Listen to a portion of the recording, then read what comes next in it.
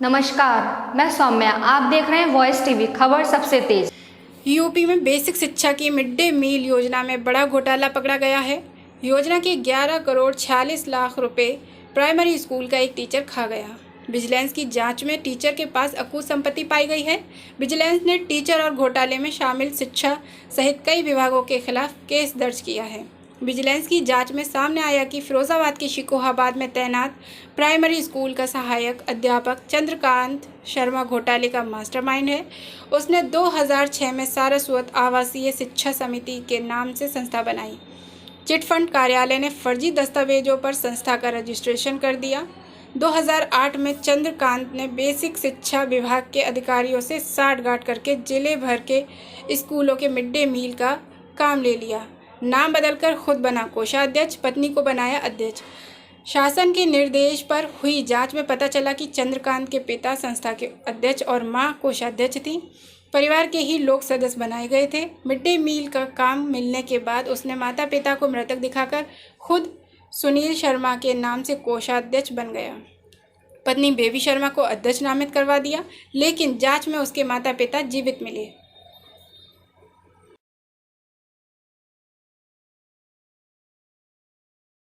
एक आपके यहाँ का प्रधानाध्यापक है चंद्रकांत शर्मा, इसके ऊपर 11.5 करोड़ के गबन का आरोप है। विजिलेंस ने आरोप लगाया है, मुकदमा दर्ज हुआ है।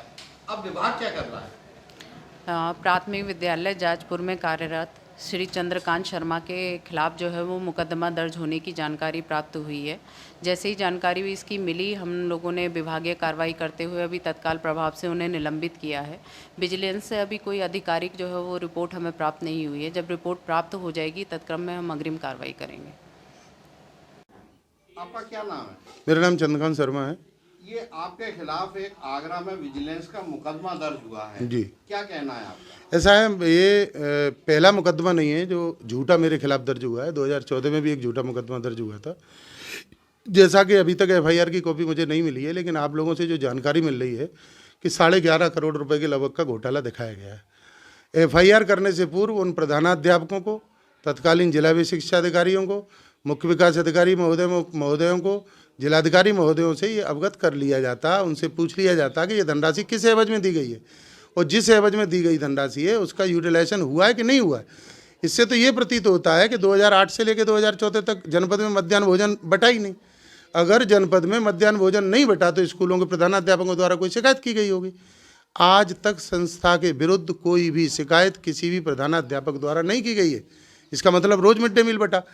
जनपद में मिड डे मील बटने से पहले नामित अधिकारियों के यहाँ डबरई पे खाना चेक होता था। रोज मिड डे मील वैन या ऑटो जिसमें जाता था मिड डे मील, उससे भोजन चेक करते थे, तब स्कूलों में बढ़ने के लिए जाता था। तो ये आरोप तो इनका निराधार है। जांच होगी, जांच में स्पष्ट हो जाएगी कि आरोप बिल्कुल झूठा और औचित्यहीन है। ये जो एक समिति बताई जा रही जी है, जी जी, सारस्वत शिक्षा समिति जी, ये किसकी है?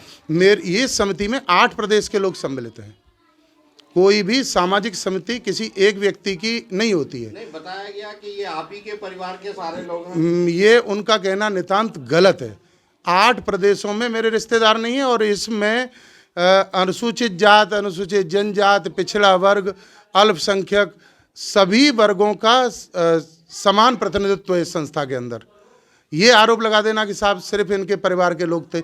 आरोप तो ये भी लगाया गया कि मैंने अपने माँ और बाप को मृत दर्शा दिया।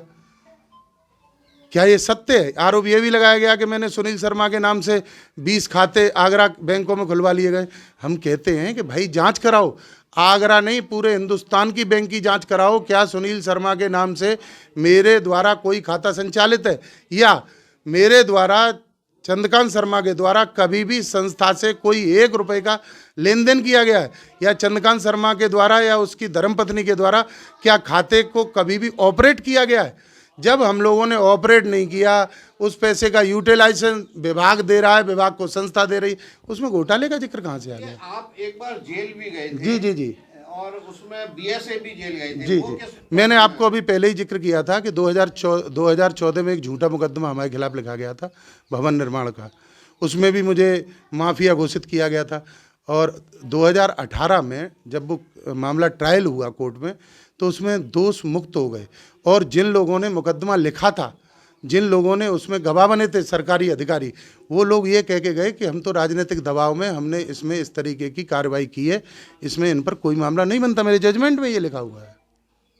लेकिन एक बात समझ में नहीं आई, आप कह रहे हैं जांच करा दो, विजिलेंस अधिकारी ने जांच करने के उपरांत एफआईआर दर्ज कराई है, तो अब किस चीज की जांच? आप मुझे बताइए, मैंने भी आप लोगों से ही एफआईआर देखी है मैंने, उसमें कहीं किस जगह उन्होंने जांच की उसका उल्लेख है? किसी स्कूल में गए उसका उल्लेख नहीं है। बीएसए ऑफिस में किसका बयान लिया उसका उल्लेख नहीं है। उन्होंने क्या किया है कि खाते को, विजिलेंस ने संस्था के खाते को और सरकार द्वारा भेजी गई धनराशि को सिर्फ ये मान लिया कि ये घोटाला है। इसके आगे तो उन्होंने कोई जांच की नहीं कि इस पैसे का हुआ क्या। नहीं, उसमें तो आरोप ये भी लगा है कि आपने संपत्ति इकट्ठी की है, आपका एक कांत नाम से पेट्रोल पंप है, आवासीय, आपने कॉमर्शियल भूखंड आगरा में लिया, उस पर अवैध निर्माण हुआ है। देखिए, अब विदेश की तो बात मैं नहीं करता, हिंदुस्तान के अंदर मेरा कोई पेट्रोल पंप नहीं है। मेरा, मेरी वाइफ का, मेरे पिताजी का, मेरे माँ का, मेरी बच्चियों के नाम, मेरे बेटे के नाम, यहाँ तक कि मेरे रिश्तेदारों में भी किसी के नाम से कोई पेट्रोल पंप संचालित नहीं है। इन आरोपों को तो खंडन वही व्यक्ति कर सकता है, या तो पेट्रोल पंप के प्रूफ हमें देते, तो हमारे लिए तो ये सौभाग्य की बात होगी कि हम एक पेट्रोल पंप के मालिक बन जाएंगे। तो आपको अब क्या लगता है आपके खिलाफ इतना क्यों हो रहा है? क्योंकि आप तो एक सरकारी स्कूल में प्रधानाध्यापक हैं। मैं 7:30 बजे विद्यालय आता हूँ, 2:30 बजे विद्यालय छोड़ता हूँ। द्वेष भावना साहब, ये अमर सिंह जी जो हैं, इनके पारिवारिक लोग मेरे बगल में रहते हैं, पुरानी इनसे रंजिश चली आ रही है। इनके विरुद्ध मैंने इनके डीजी को और माननीय मुख्यमंत्री जी को और एसएसपी को लिखा था कि इस विवेचना से किसी और व्यक्ति को और आईओ निर्धारित कर दिया जाए, इनके द्वारा जांच न कराई जाए। उसमें कोई सुनवाई नहीं हुई। अब इन्होंने अपनी एफआईआर दर्ज कर दी।